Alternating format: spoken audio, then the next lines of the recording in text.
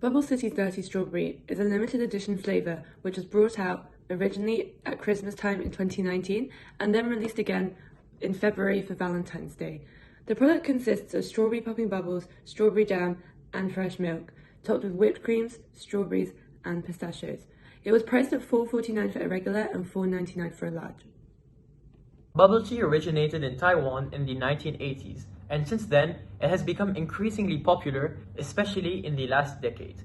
The Asia-Pacific market holds the largest share of the market, which is valued at approximately $757 million. The global bubble tea market was valued in 2016 at $1,957 million and is projected to be in 2023 $3,214 million. The bubble tea market leaders are taking advantage of this situation by expanding to different locations. We can take the example of Chata in Malaysia, who have revealed their 5-year plan to expand their footprints to the USA, India, Singapore, and Saudi Arabia. We can see that in the UK there has been a popularization of bubble tea that's mirroring the global growth of consumption of this tea drink. The bubble tea branch that has brought out the product we have decided to do, so Dirty Strawberry, is Bubble CIT. Now, Bubble CIT have the market monopoly in Bromley, Basingstoke, Plymouth, and Crawley. So Bubble CIT's competitors are the bubble tea branches who are implemented in the same cities as Bubble CIT. In Guildford, we have T4 Bubble Tea, who are Bubble CIT's main competitor. In Portsmouth, there is Bing Bing Bubble Tea. In Oxbridge, we have Dirty Panda Bubble Tea and Vietnamese food. The situation is much more complicated in Brighton as there are 4 competitors. There is Mioka Bubble Tea, Mubu Brighton, Pearls Bubble Tea, and TT. Pearls Bubble Tea are the market leaders, but Mubu, Mioka, and TT are still very competitive in the market, despite Pearls Bubble Tea being the leader. Customers value 3 aspects of the drink. That is, number 1, quality, number 2, range of flavors available, and the price of the product. Quality means quality of the ingredients, and range of flavors means availability of different flavors, and price of product means similar product means high elasticity when there are many competitors. In addition to this, certain customers also tend to affiliate themselves with certain bubble tea brands because of their image and reputation in the market. Now, the main problem that arises is that the biggies, that is the front runners, for example, Bubbleology. So now they tend to attract most of the customers because of their image and reputation in the brand, and thereby decreasing the market size of smaller bubble tea brands. As most of these front runners are based in the capital London, so this issue creates an opportunity for small bubble tea brands. For example, Bubble CIT. Now, what they tend to do is they tend to expand in different cities of UK, leaving the capital, where there is less monopoly, less competition, thereby creating their market base, creating their brand, creating their reputation, and after that, they try to tap into the center. Into the center. Understanding the market and correctly performing within it are crucial elements. This is why we need market segmentation to be able to prioritize the correct consumer. In order for segmentation to be successful, it needs to be useful and effective. Thus, we use Kotler et al.'s criteria to select segments that are measurable, accessible, substantial, differentiated, and actionable. We use 2 variables. First, the geographic variable. We need to prioritize customers that are situated outside of London, but are also in reach of the CIT stores. Second variable will be the aptitude to product. This variable was calculated using RFM. We rated customers by scores of recency, frequency, and monetary value to identify most loyal customers. We then use these 2 variables to perform a segmentation and look at consumers that fall into that group to then use that information to create a profile. So the profile ends up being, we have mostly a female base, 74% to 26, that are aged between 18 and 24, living in Guildford, Plymouth, Portsmouth, or Basingstoke. And we identified that they visit a bubble tea retailer on average 3 or more times a week. So we now need to focus on this precise consumer. Let's talk about positioning. CIT wishes to uphold a high reputation as having superior quality. This is where stems the idea of quality packaging, exclusive cups, and import ingredients. It is their commitment to have product differentiation, to position themselves differently from other stores who use very cheap ingredients in order to have a good profit margin.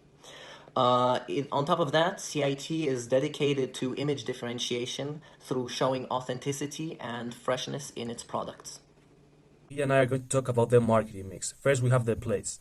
The distribution strategy followed by Bubble CIT is focused on expanding on cities where there is very little competition or where they hold the monopoly.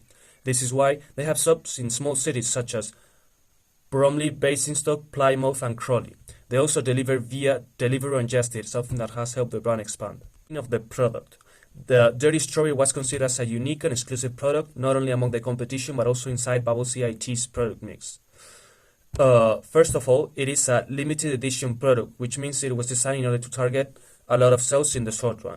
It's also a limited availability product because it was first launched on Christmas and then relaunched in St. Valentine's after its huge success. The red color is significant here, as this color is mainly associated with Christmas and love. We can also talk about the special ingredients, whipped cream and pistachios. These products are really exclusive, as they don't normally have them in stock. And now, speaking of figures, the Dirty Strawberry had a daily average revenue of £45 to £50 on its first week, but then it decreased significantly. About CIT's branding, it is clear that they follow a family strategy, as the products are subject to the Bubble CIT brand, but they are promoted separately, especially the limited edition ones, such as the case of the Dirty Strawberry. The main objective of Bubble CIT is to be conceived as a brand whose products are good quality, fresh, and natural. This is the reason why their logo is green, as they want to be, as this color is mainly associated with these qualities. In order to be conceived as a green brand, they also have a series of environmentally friendly measures, such as the case of the use of metal straws. And the packaging. The cap used for a Dirty Strawberry is different from the one that is used for the rest of the products, something that helps to create this feeling of something unique and exclusive. Also, in our meeting with the CEO, they told us that they are very proud of their caps, because they are more round than the ones from the competition, and because they are the only ones in Europe using that kind of cap. Development of new products at Bubble City, such as the Dirty Strawberry, are team-based rather than sequential, allowing representatives from different departments to converge for a higher diversification of ideas.